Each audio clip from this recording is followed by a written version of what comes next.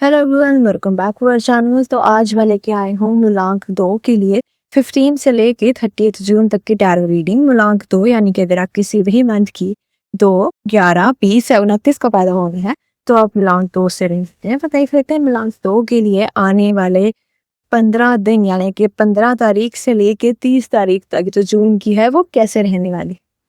So comment section में आप 2 number या फिर मून लिख के मुझे ये एनर्जी मेरे साथ आप एक्सचेंज कीजिए and let's see what's coming up for मूलांक 2।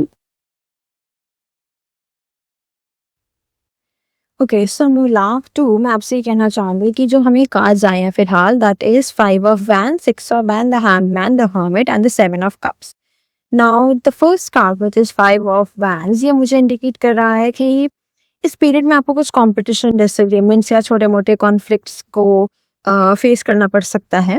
एंड ऐसा हो सकता है कि वर्क स्पेस पे या पर्सनल लाइफ में भी किसी बात को लेकर आपके ओपिनियंस क्लैश हों, लेकिन आपको इसमें टेंशन या घबराने की कोई बात नहीं है, बिकॉज ये चैलेंजेस आपको स्ट्रॉन्ग बनाने के लिए आ रहे हैं। हो सकता है आप किसी कॉम्पिटिटिव एग्जाम की तैयारी कर रहे हैं, आपको कोई कॉम्पिटिशन भी हो। So it's not a very negative card, but it's more like कि थोड़ा आपको अपनी मेंटल हेल्थ का और नॉर्मल फिजिकल हेल्थ का भी ध्यान रखने की जरूरत है, क्योंकि कॉन्फ्लिक्ट्स ओवरऑल हमारे मेंटल हेल्थ को कहीं ना कहीं इम्पैक्ट करते ही हैं। Okay, also the next card which we have got is somehow positive, and इसका मतलब यह है कि जो स्ट्रगल्स आप फेस करेंगे उसके बाद आपको सक्सेस एंड रिकॉग्निशन मिलेगी।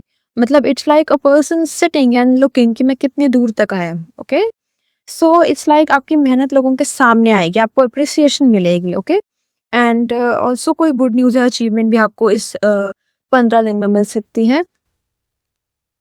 The next card we have is the hangman. अब ये कार्ड आपसे कह रहा है कि सिचुएशन को फोर्स नहीं करना है। ओके, कुछ चीजें थोड़ा टाइम लेती हैं, पर्सपेक्टिव चेंज करने के लिए कई बार हमें थोड़ा टाइम चाहिए होता है, या यूनिवर्स हमें थोड़ा टाइम प्रोवाइड करता है।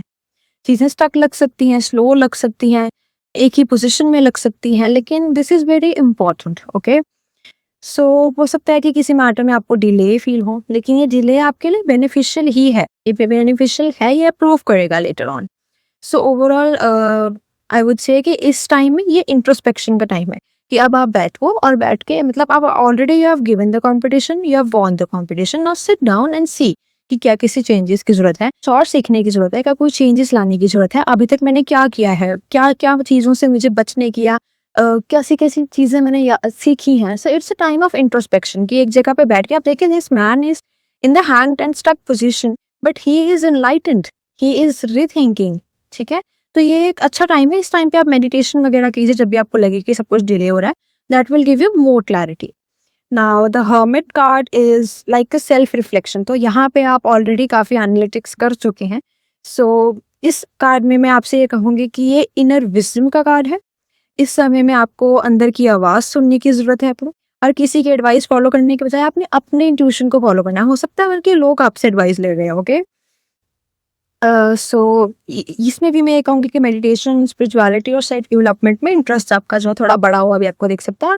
इनफैक्ट आपको करना चाहिए, अगर आपको इंटरेस्टिंग नहीं भी लग रहा है तब भी आप थोड़ा इस टाइम पे अपनी spirituality, mental health, meditation, peaceful exercises, breathing exercises, इन सबको थोड़ा आप फॉलो कीजिए। Now the last card, now this is saying कि आपके सामने कई ऑप्शंस और अपॉर्चुनिटीज आ सकती हैं, लेकिन कंफ्यूजन भी हो सकती है। ओके, सो अब यहाँ पे भी दैट दिस पर्सन इसके हिसाब से ट्रॉफीज देख रहा है, बट उन ट्रॉफीज पे बहुत अजीबोगरीब चीजें हैं which can affect him. Okay, so it's like कि लाइक वी से इन हिंदी, हर चमकती हुई चीज सोना नहीं होती, राइट?